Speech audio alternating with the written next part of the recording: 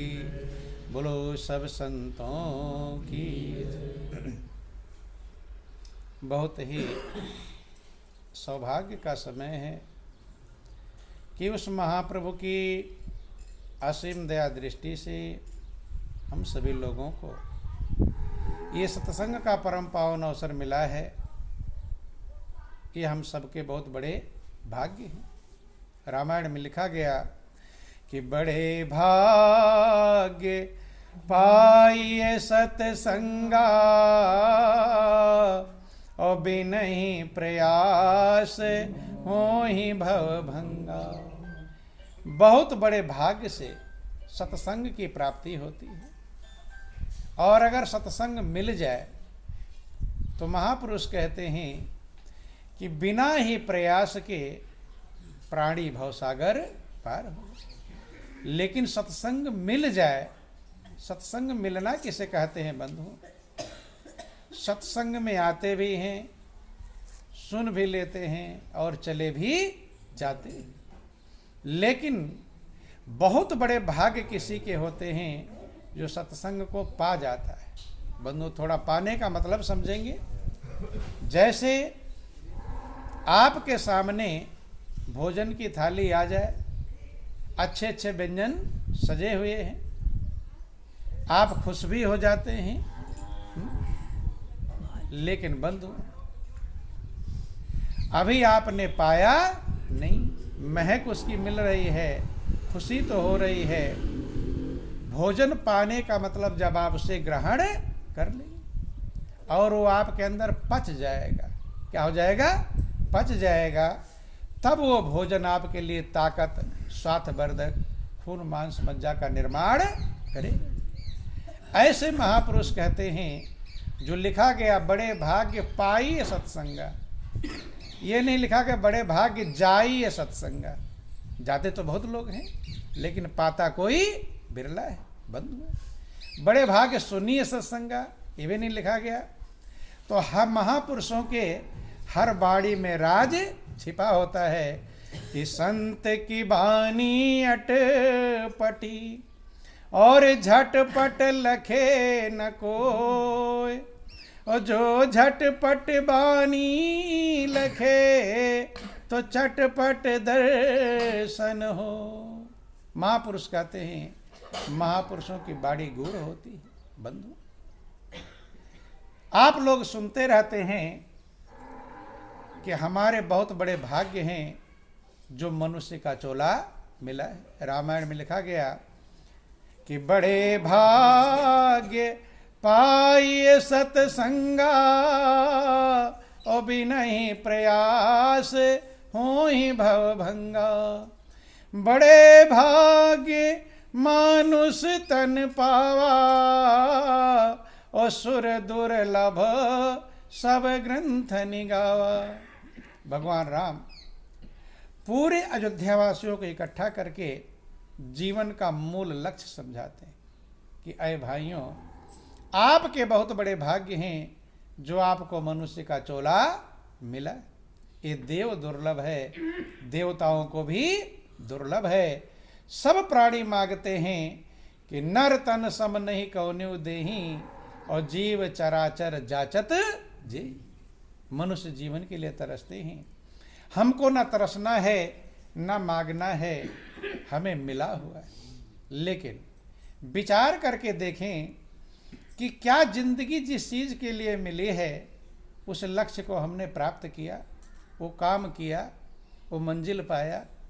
ये सत्संग जो होता है ये अपने आप को आत्म मंथन करने के लिए मिलता है, अपने आप को विचार करने के लिए मिलता है कि हमें जाना कहाँ है और हम जा कहाँ रहे हैं, क्या लक्ष्य है, क्या मंजिल है।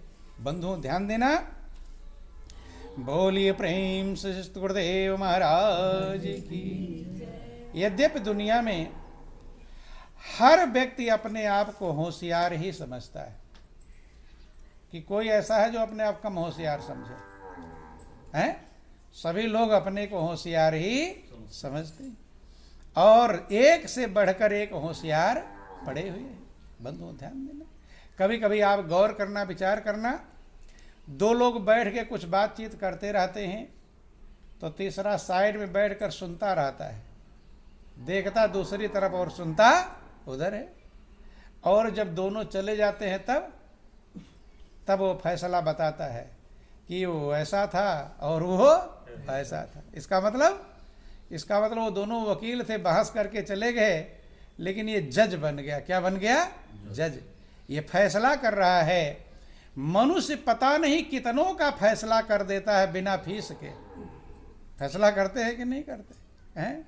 वो कैसा है तो वो कैसा है तो वो कैसा है, फैसला करते हैं। जज अगर फैसला करता तो फीस लेता होगा, लेता है? लेकिन महापुरुष कहते हैं कि मनुष्य सबका मुकदमा फैसला कर देता है, लेकिन अपनी फाइल कभी देखता नहीं।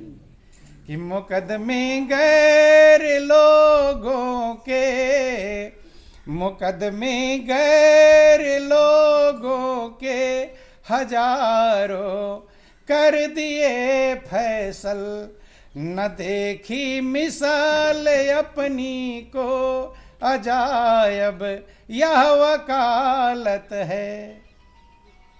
तमाम लोगों का फैसला कर दिया, लेकिन अपनी फाइल देखा नहीं।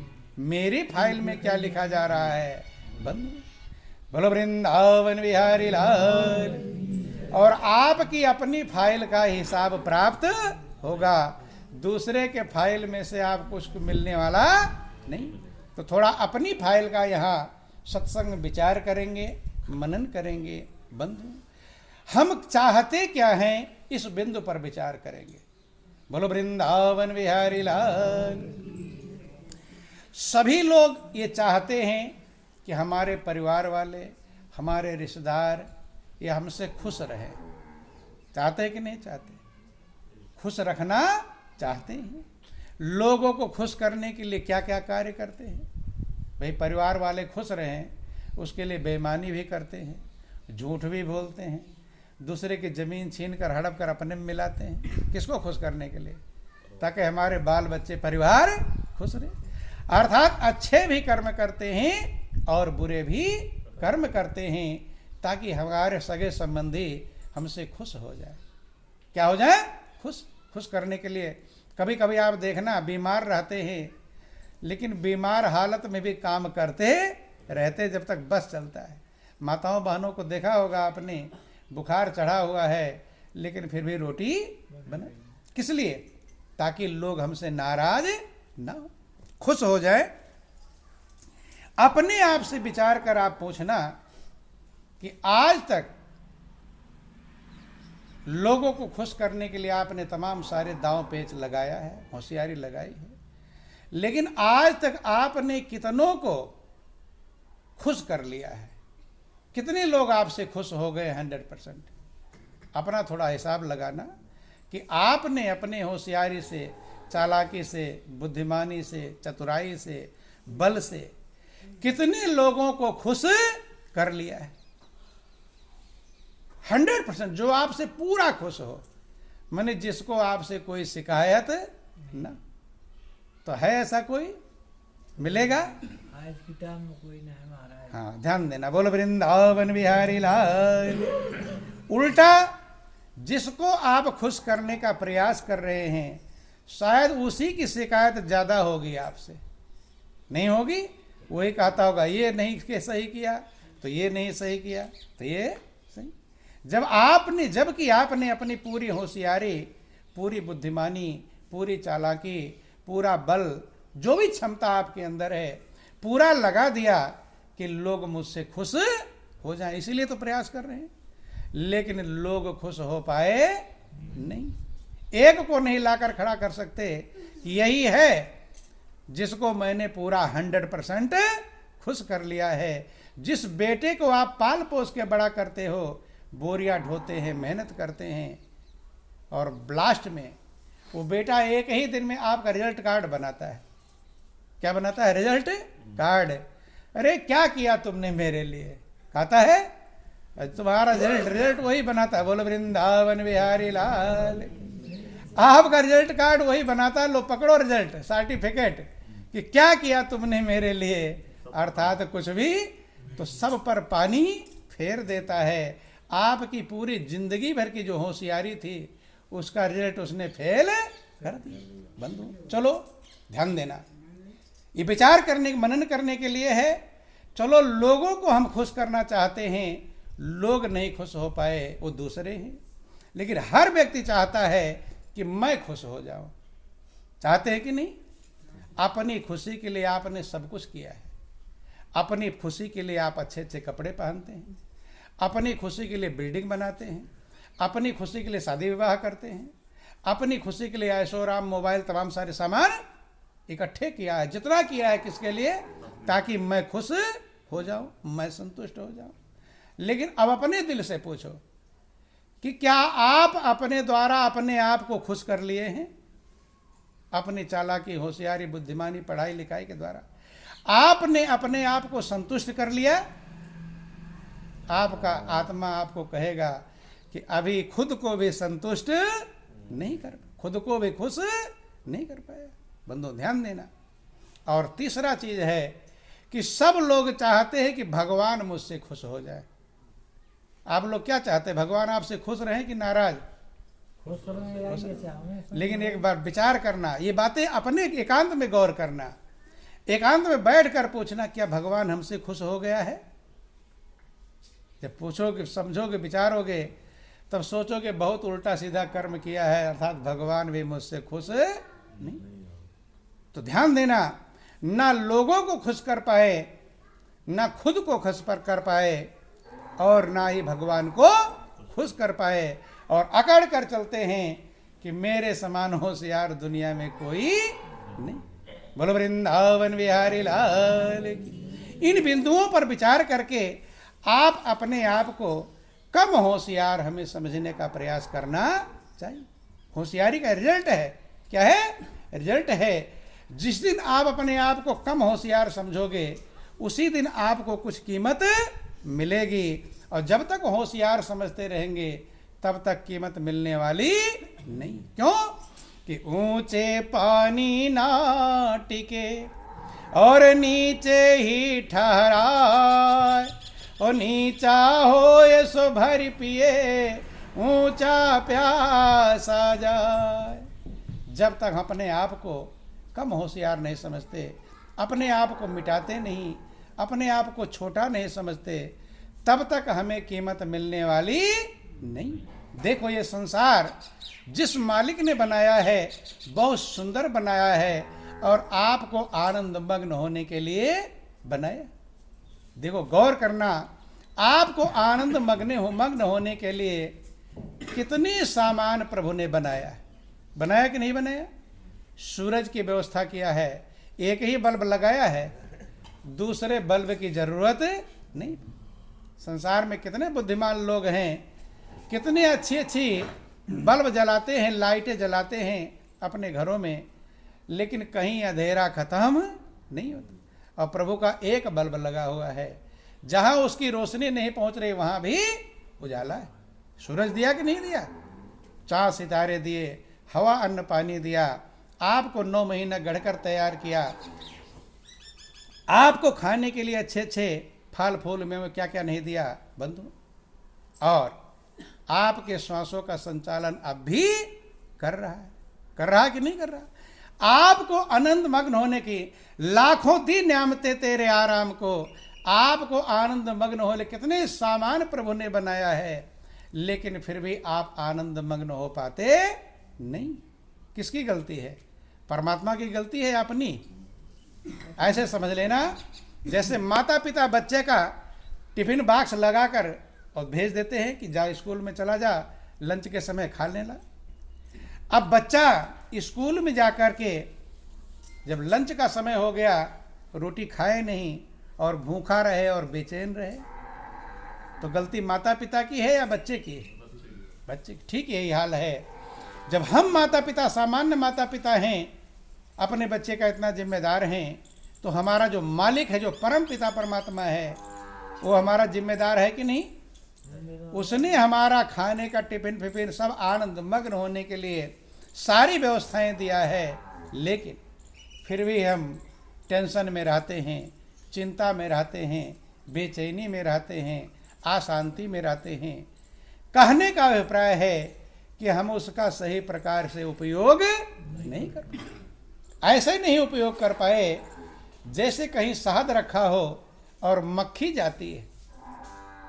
मक्खी शहद खाना चाहती है, शहद मीठा है, लेकिन मक्खी जा करके और उस शहद पर ही बैठ जाती है। जब बैठ जाती, पंख शहद में लिपट जाता है और फड़ फड़ करके वहीं शहद खा नहीं पाई और जान खत्म हो। यही हाल हम लोगों का है।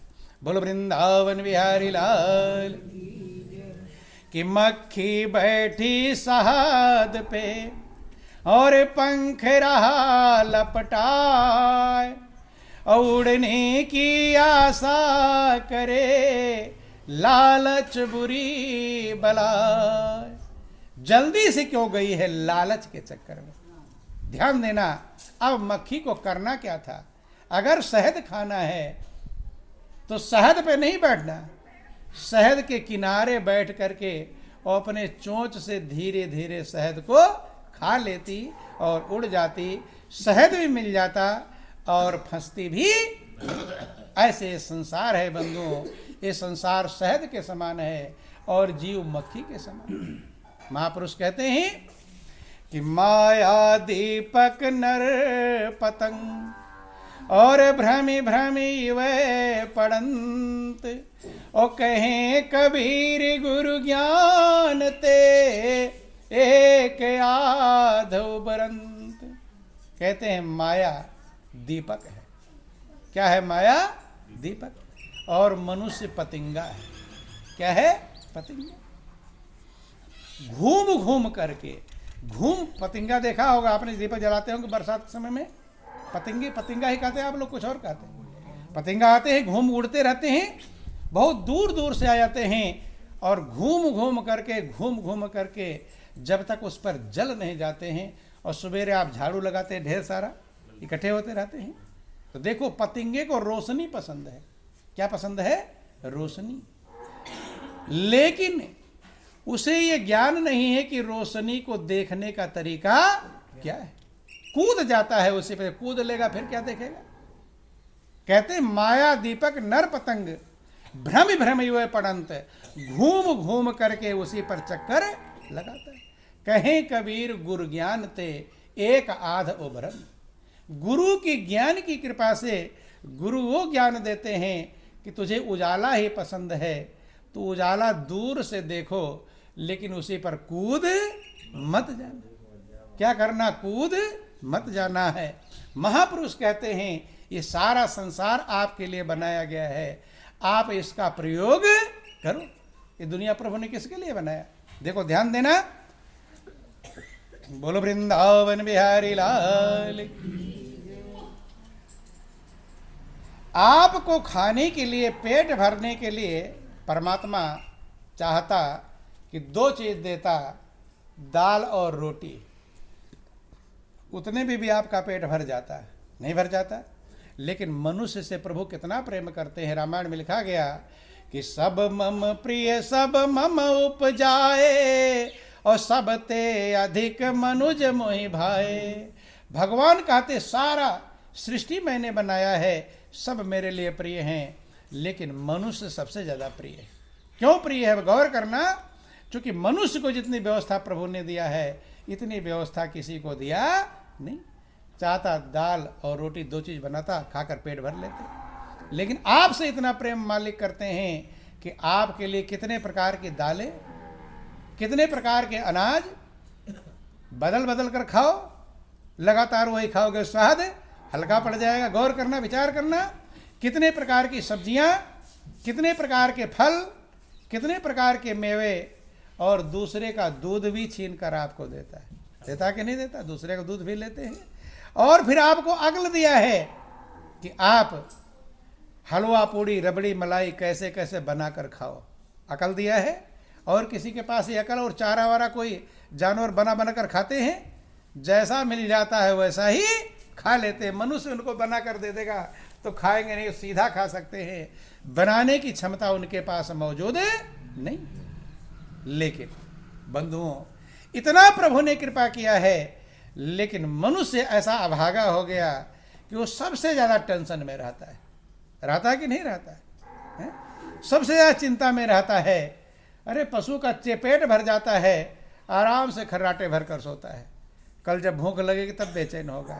लेकिन मनुष्य अच्छे अच्छे व्यंजन खिला दो, मखमल गद्दे पर लेटा दो, फ्रिज, कूलर, एयर कंडीशन, नौकर चाकर, धन के भंडार भरे रहते हैं, लेकिन चिंता के मारे रात रात नींद नहीं। नींद गोलियां खाता है। कौन खाता है? मनुष्य की पशु? मनुष्य खाता है। महापुरुष कहते हैं आपका जीवन आनंद का भंडार है कि धरती की शान, तू है मन की संतान, तेरी आत्मा में स्वयं भगवान है रे, मनुष्य तो बड़ा महान है, भूल मत। तू जो चाहे पर्वत पहाड़ों को तोड़ दे, तू जो चाहे नदियों के मुख को भी मोड़ दे, धरती के लाल तेरा हिमगिर संभाल, तेरी आत्मा में स्वयं भगवान है रे, मनुष्य तो बड़ा महान है, भूल मत। भूल मत अपनी कीमत को। लेकिन मनुष्य सब चीज की कीमत को जानता है, लेकिन अपनी कीमत जानता नहीं। ये सबसे बड़ी गलती है। अभी आप लोग जाते हैं, कहीं कोई भैंस खड़ी होती है तो आप लोग अंदाज लगा लेंगे कि कितने की भैंस होगी। लगा लेंगे हैं? 10,000, 20,000, 50,000। गाड़ी कोई खड़ी होगी, गाड़ी का भी अनुमान लगा लेंगे, अरे तो 10 लाख से ज़्यादा की गाड़ी होगी, लगा लेते हैं। बिल्डिंग का अंदाज लगा लेते हैं। लेकिन बंधु, क्या कभी आपने अपनी जिंदगी का अंदाज लगाया कि मेरी जिंदगी की कीमत कितनी है? इसका अंदाज किसी ने लगाया तो बतला दो थोड़ा, हमें पता चल जाए कितनी कीमत की है। बोलो वृंदावन बिहारी लाल। सब चीज, कपड़ा भी कोई पहन रखा होगा तो आप अंदाज लगा लोगे कि महंगा है। लगा लेंगे? नहीं लगा कि भाई तो बहुत महंगा लग रहा है। हर चीज का अंदाज लगा लेते हैं, लेकिन अपनी जिंदगी के बारे में विचार कर पाते नहीं। तो इसलिए महापुरुष कहते हैं, जब कीमत का आप नहीं पता ज्ञान होगा तो आप कैसे संभालेंगे उसे। जिन लोगों को इसकी जिंदगी कीमत पता चल गई, उन्होंने एक सेकंड भी बर्बाद नहीं, एक पल बर्बाद नहीं किया। महापुरुष कहते हैं कितना कीमती है, मौका मिला है, थोड़ा गौर करेंगे, विचार करेंगे। बोलो वृंदावन बिहारी लाल। ये मनन करेंगे कि हमारी जिंदगी की कीमत कितनी है। भैंस, हाथी, घोड़ा सबका अनुमान तो लगाए थे, लेकिन अपनी जिंदगी की कीमत थोड़ा विचार करेंगे। बंधुओं, अभी मृत्यु का समय आ जाए और आप पूरा भगवान से कहने लगो, प्रभु मैं पूरा घर, मकान, दुकान, जमीन जायदाद, खेत खलिहान, बैंक बैलेंस, जितना मैंने होशियारी से कमाया है, दादा परदादा का भी जो है और जो मैंने कमाया है, पूरी प्रॉपर्टी देने को तैयार हूं, एक श्वास और दे दो। कितना दे दो? एक श्वास। तो मिल जाएगा? एक श्वास मिलने वाला नहीं। गौर करना, पूरी प्रॉपर्टी जितनी, जिस पर अकड़ कर चलते मैं बहुत धनवान हूं, वो अकड़ एक श्वास के बराबर भी नहीं। बंधु, एक श्वास नहीं मिलेगा। तो कितना कीमती एक श्वास? आपकी पूरी प्रॉपर्टी, अरे पूरे गांव के मालिक होते, पूरा गांव देते तो भी नहीं मिलता, पूरे देश के मालिक होते, पूरा देश देते तो भी एक श्वास मिलता नहीं है। इसीलिए महापुरुष कहते हैं कि कहता हूँ कह जात हूँ और कहे बजाऊं ढोल, और श्वासा खाली जात है 3 लोक का मोल। ऐसे मांगे श्वास का एक पलक जो जाए, और 3 लोक नहीं पट तरे काहे धूर मिलाए। जब हम अपनी जिंदगी की कीमत को नहीं समझ पाएंगे, तब हम इस जिंदगी का लाभ उठा पाते नहीं। भले आनंद का भंडार है, शांति का स्रोत है। आप लोग सुनते हैं, ईश्वर अंश जीव अविनाशी और चेतन अमल सहज सुख राशि। आप सुख की राशि हैं, सुख के ढेर हैं, लेकिन सुख का ढेर तभी मिलेगा जब कीमत समझ पाएंगे। कीमत नहीं समझ पाएंगे। बता दे कहानी, कैसे हम सुख के ढेर हैं, लेकिन फिर भी हम सुख का ढेर प्राप्त नहीं कर पाए। एक गांव का गरीब था, मजदूर, जा रहा था, रास्ते में एक हीरा पड़ा हुआ मिल गया। अब हीरा तो पड़ा है, देख लिया उसने, लेकिन वो पहचानता नहीं कि ये हीरा है। गोल मटोल पड़ा था, चमक रहा था, तो वो क्या समझा, ये कांच का टुकड़ा है। क्या समझा? कांच का टुकड़ा। सोचा क्या करूंगा, सोचा एक बार लाओ लेता चलूं, बच्चे खेल लेंगे। जैसे बोल वृंदावन बिहारी लाल। क्या सोचा कि बच्चे घर में खेल लें। अब बंधुओं लेकर चला गया, अब बच्चों को दे दिया कि लोग खेलते रहना। करोड़ों का हीरा, ध्यान समझना, बोलो वृंदावन बिहारी लाल की। करोड़ों का हीरा मिल गया है, लेकिन वो पहचानता नहीं, और जब नहीं पहचानता है तो उसका कुछ लाभ उठा पाया नहीं। और बाप नहीं पहचानता, बच्चे कैसे पहचानेंगे? हीरा दे दिया, लोग खेलते रहो, बच्चे भी खेलो ना, अब खेल खाल का ऐसे कोने में फेंक देते। समझना, करोड़ का हीरा मिल गया, लेकिन उसके गरीबी में कोई अंतर नहीं। जैसे बेचैन पहले वैसा, क्योंकि कीमत जानता। यही हाल हम लोगों का है। हम लोग भी देवताओं को दुर्लभ मनुष्य की जिंदगी पाए हैं, लेकिन टेंशन में, बेचैनी में, चिंता में डूब रहे हैं, चूंकि इसकी कीमत हमें ज्ञान नहीं। 4 साल बीत गए, 4 साल तक वो हीरा उसके घर में था, लेकिन उसका कोई लाभ उठा पाया नहीं। महापुरुष कहते हैं, कितनी भी कीमती चीज हमें मिल जाए, लेकिन अगर उसे हमें कीमत का पता नहीं है तो हम उसका लाभ उठा सकते नहीं। बोलिए प्रेम से गुरुदेव महाराज की जय। बोलो वृंदावन बिहारी लाल की जय। जगत जननी अम्बे मैया की जय। बोलो सब संतों की जय। सत्य सनातन धर्म की जय।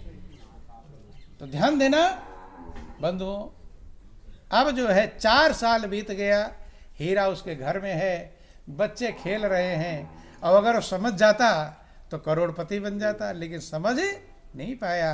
क्यों नहीं समझ पाया? किसी भी चीज का ज्ञान बिना उसके विशेषज्ञ संभव नहीं।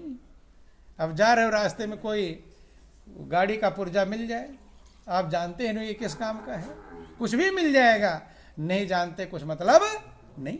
बंधु 4 साल जब बीत गए, उसके बाद एक जौहरी आया उसके घर पर, सुनार, सोने चांदी का काम करने वाला मित्र था उसका।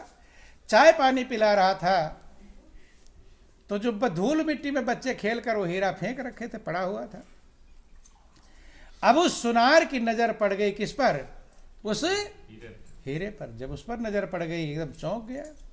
अरे इतना गरीब है, झोपड़ी भी सही से नहीं है, और इसके कोने में हीरे फेंके हुए हैं, इसका मतलब जरूर कुछ गड़बड़ है। राजा के यहाँ भी हीरा होगा, अच्छी पैकिंग में, अच्छा अलमारी में सिटिंग में रखा रहेगा, और इसके यहाँ हीरा कोने में फेंका हुआ है। कहता भाई ये यहाँ क्यों फेंक रखा है? अब वो मजदूर कहता है, अरे रास्ते में जा रहा था, कांच का टुकड़ा मिल गया था, अब बच्चों को देते खेल कर यही फेंके होंगे। वो सुनार सर पकड़ कर बैठ गया कि ये कांच का टुकड़ा नहीं, ये करोड़ों का हीरा है, और तुम इस एरिया के सबसे धनी आदमी, पूरे क्षेत्र में तुमसे धनी कोई भी नहीं। पहले कौन सा किसके पास करोड़ रुपए रहा करते थे? बोलो वृंदावन बिहारी लाल की। तो जब वो समझाए करोड़ों का हीरा अब वहां पड़ा रहेगा, अब जल्दी साफ किया और ले गया बाजार में बेच करके। अब महल बन गया, रथ हाथी घोड़े नौकर चाकर सारी व्यवस्थाएं मौजूद हो गई। लेकिन कब? जब उसकी कीमत पहचान पाया, और कीमत कब पहचान पाया? जब कीमत बताने वाला मिला।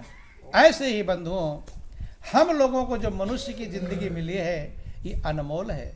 सारे ग्रंथ, शास्त्र, वेद, पुराण कहते हैं कि आज तक कोई भी जिंदगी की कीमत का अंदाज लगा पाया नहीं। जब एक श्वास की कीमत 3 लोग से बढ़कर है, तो 24 घंटे में 21,600 श्वास गुजरते हैं। तो एक श्वास कीमत 3 लोग से बढ़कर है, तो 24 घंटे में कितनी कीमत होगी आपकी? 21,600 बार 3 लोग रखेंगे तो 24 घंटे की कीमत होगी। और जब से पैदा हुए तब से लेकर अब तक तो कंप्यूटर वाला तो हिसाब लगा लेगा, लेकिन माइंड वाला हिसाब नहीं लग सकता। इसीलिए महापुरुष कहते हैं अनमोल है। आज तक कोई भी इसका मूल्य बता पाया नहीं। कि कहता हूँ कह जात हूँ और कहे बजाओ ढोल, और श्वासा खाली जात है तीन लोक का मोल। छोटा सा एक भजन है, सभी लोग दोहराएंगे। बोलो वृंदावन बिहारी लाल की। अरे मनुष्य जीवन है अनमोल, खोया मत पाप कमाने में। मनुष्य जीवन, बोलो सब, खोया मत पाप कमाने में। मनुष्य जीवन है अनमोल, खोया मत पाप कमाने में। मनुष्य जीवन है अनमोल, खोया मत पाप कमाने में। खोया मत पाप कमाने में, खोया मत पाप कमाने में। मानुष जीवन है अनमोल, खोया मत पाप कमाने में। मानुष जीवन है अनमोल, खोया मत पाप कमाने में। हर बालापन खेलन में खोया, अपनी मर्जी जागा सोया। बालापन खेलन में खोया, अपनी मर्जी जागा सोया। भूख लगी तब व्याकुल होया, भूख लगी तब व्याकुल होया। अरे माता ने सुनी रोल लगी, वह दूध पिलाने में। मानुष जीवन है अनमोल, खोय मत पाप कमाने में। मानुष जीवन है अनमोल,